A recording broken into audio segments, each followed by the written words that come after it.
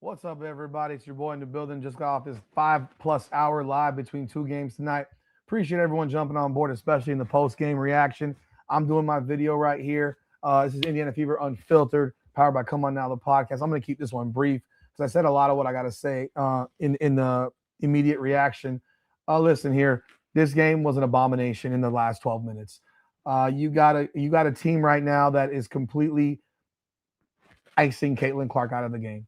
She finishes with 10 points, 9 assists, 7 rebounds, 4 of 14 from the floor. Not a good shooting performance, but started off 0 for 5, kind of cleaned it up, went 4 for 9 the rest of the game, but for the most part was iced out of the offense. She took one shot in the fourth quarter in the final minute, a layup that got a minute and a half, a layup that got blocked by Jonquel Jones.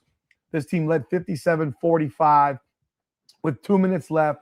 They had some ridiculous lengthy review that completely ruined the momentum for the Indiana Fever. And from that point on, the Fever fell apart. The fouling that the Fever were doing tonight, just embarrassing. I know people are going to complain about the free throw disparity. It was justified. The free throw disparity was justified. Brianna Stewart was attacking Aaliyah Boston the entire game. She attacked the rim the entire game. And then the Fever fouled them 4 times in the last 70 seconds and fouled on purpose with up 6 with a minute 6 to go and 11 seconds on the shot clock, which made literally no freaking sense because you're only down 2 possessions and you foul on purpose and now you're down 8. It was such bad basketball in that last 12 minutes. Caitlin Clark picks up her 5th foul with 6.5 to go. I'm yelling at the screen on my chat. I said, do not take her out of the game because if you take her out of the game, they're going to lose the game. And they were winning when they took her out, and they were losing when she came back in the game, 68-66. The game was done by that point. They were mentally done. They gave up 23 free throws in the fourth quarter, 8 of them unintentional fouls. Just a bad fourth quarter of play. But goodness, the way they're pushing Caitlin Clark off the ball, it's like, if you hate Caitlin Clark so much, just trade her. Like, I can't watch this shit anymore. I don't want to watch this anymore. I'm watching Caitlin Clark's career get dissolved in front of my face. 18-8, forget about 18-8. If Caitlin Clark does not start a game off on a heater, she's lucky to score double digits at this point because they're running nothing for her off the ball. She's setting screens. And not even getting the ball back. She takes 6 threes out of 14 shots. Realistically, I don't know what you want her to do. She had the ball. When she had the ball, they were humming. When she didn't have the ball, they were stumbling and fumbling and falling all over themselves. She had 7 assists over an 8 or 9 minute period. In the first 4 minutes, she had 3 assists. She didn't shoot the ball well. She was 0-5 in the first quarter, and yet they still led 25-21 at the end of 1. She had 3 assists. Kelsey Mitchell misses a layup on a fast break that would have given her an assist. Aaliyah Boston missed at least 2 point-blank layups that were assists from Caitlin Clark. Then in the third quarter, when they went on their run to push it to 57-45, Caitlin Clark had 5 points and 4 assists. So in that stretch where she has the ball as the point guard, she has 7 assists in that stretch. She's getting everybody the ball. She's getting them easy buckets. So what does Stephanie White do? No, let's give Raven Johnson the ball. Let's move Caitlin off the ball to where she doesn't even get motion for her. There's no action for her.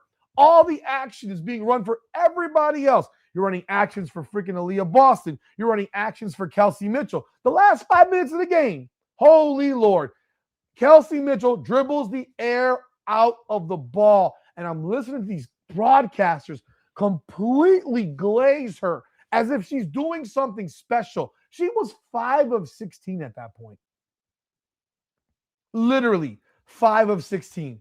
She finishes 7 of 21. They're padding up her point numbers.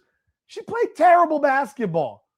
Aaliyah Boston is fumbling the ball around, picking up the dribble. They're talking about a full court press, but you take the ball out of your point guard's hand. What are you doing? Caitlin Clark's inbounding the basketball, people.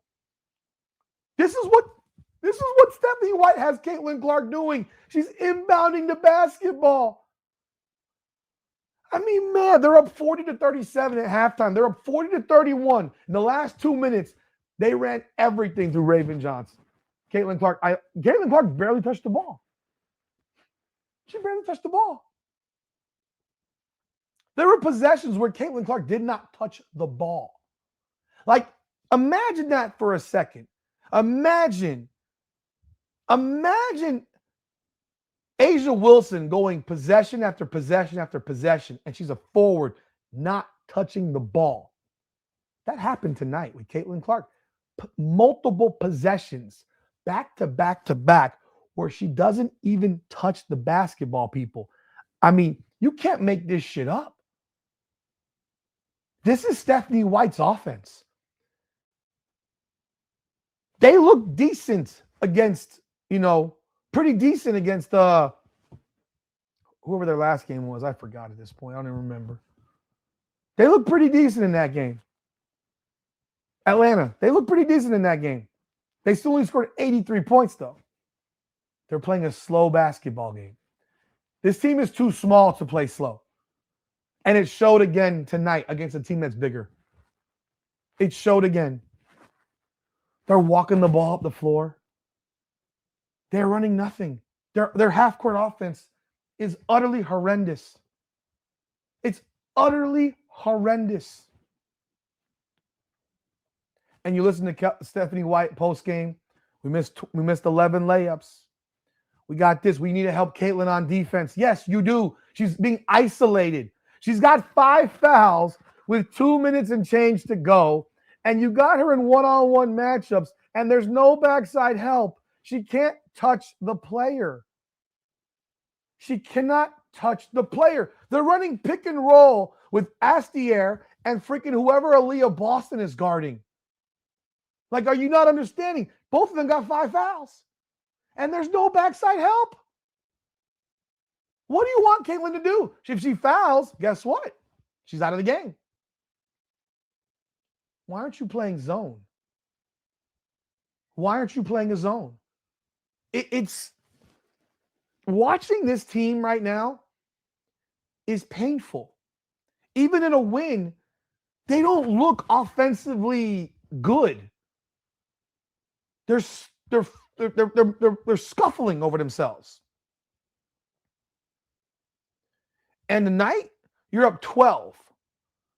And the game completely falls apart.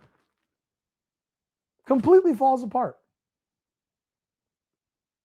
And I said at the 6:26 mark, you pulled Caitlin Clark out, they're going to lose this game. And they were winning, and they lost. Because once they did that, you started having Kelsey Mitchell with the ball. Caitlin Clark took 1 shot in the fourth quarter. One shot. 1 shot.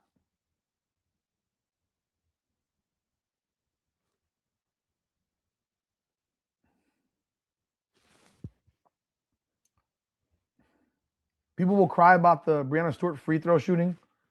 She attacked all game. She got fouled over and over again. This team can't defend without fouling. This team fouls incessantly.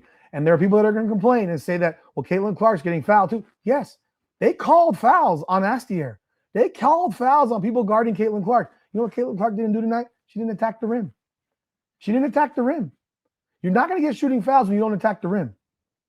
She took 6 threes, 8 twos. And I remember 2 specific layups that she missed one, and then she had a block by Jonquel Jones. She wasn't fouled. If you want to say and complain about certain things, that's fine. I'm not gonna go back and forth. But Breanna Stewart shot free throws because Breanna Stewart attacked, and Aaliyah Boston and Billings and whoever and Hines Allen couldn't stop fouling. Mo Billings tonight played a great game. Her best game all year. Best game all year. By far. Best game all year. After having back-to-back donuts. But Stephanie White right here, I don't even know what to say anymore. There aren't any words left to describe the bull crap with her. I don't know what her goal is. If you don't want Caitlin Clark on your team, trade her. Caitlin Clark looks mentally resigned. She looks resigned at this point. You're ruining her career at this point. It's become an unwatchable basketball. It's become an unwatchable basketball. But hey, y'all let me know y'all thoughts in the comments. I had a much lengthier reaction tonight. You can go check it out at about the 4-hour and 10-minute mark after the Fever game ended, or so 4-hour, 30-minute mark.